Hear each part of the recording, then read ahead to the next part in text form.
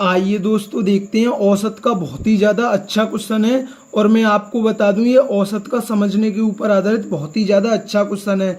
तो देखते हैं, क्वेश्चन है 17 क्रमागत संख्याओं का योग 289 है।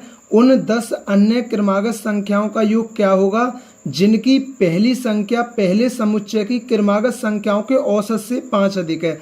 अब देखिए, आपको समझना है, जैसे हमारी 17 क्रमागत संख्या क्या होती है, 1 2 3 4 5 ऐसे क्रमागत संख्याएं, ये हमारी 17 क्रमागत संख्याएं और इनका जो योग दे रखा है वो कितना दे रखा है, इन 17 क्रमागत संख्याओं का योग कितना दे रखा है, 289 दे रखा है, समझना है आपको।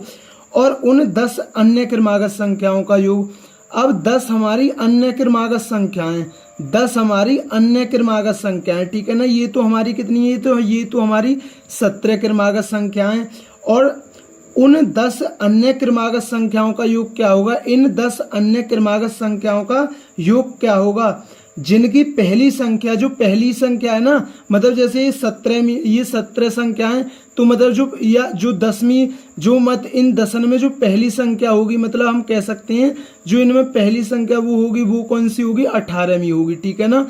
तो यानी क्या बोला है, जिनकी पहली संख्या, ये जो 10 संख्या है ना, उनमें जो पहली संख्या है, पहला जो समुच्चय है ना 17 संख्याओं का, इनके औसत से कितना अधिक है, 5 अधिक है। तो भाई इनका औसत कितना होगा, ये जो समुच्चय है 17 संख्याओं का, इनका योग 289 है और ये 17 संख्याओं का, तो औसत कितना होगा, औसत क्या होता है, कुल योग बटे कुल संख्या, कुल योग 289 को 17 से भाग देंगे तो कितना आएगा, 17।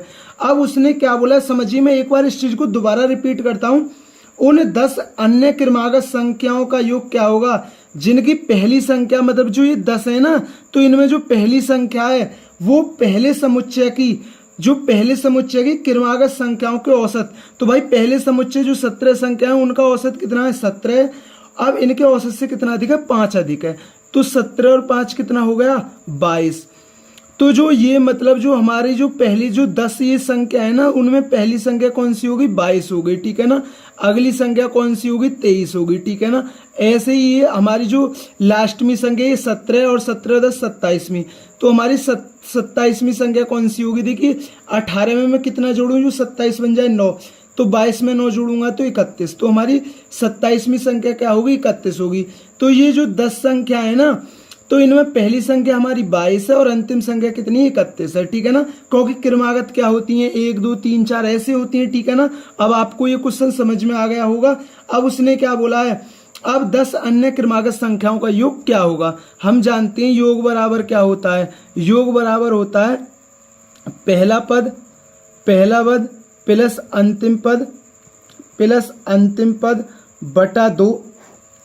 ये क्या है, हमारा पहला पद है, पहला पद प्लस अंतिम पद गुणा ये क्या होता है, हमारा कुल पद, ठीक है ना। कोई दिक्कत आपको, देखिए पहला पद कितना 22 है, अंतिम पद कितना 31 है बटा 2 और कुल पद कितनी है, हमारी कुल पद कितनी है 10, क्योंकि हमें 10 संख्याओं का योग निकालना है। तो ये कितना हो गया, 3 53 और 2 से काटेंगे ये 5 बार, और 53 पंजे कितना होता है, 5 15 और 55 25 और 1 26।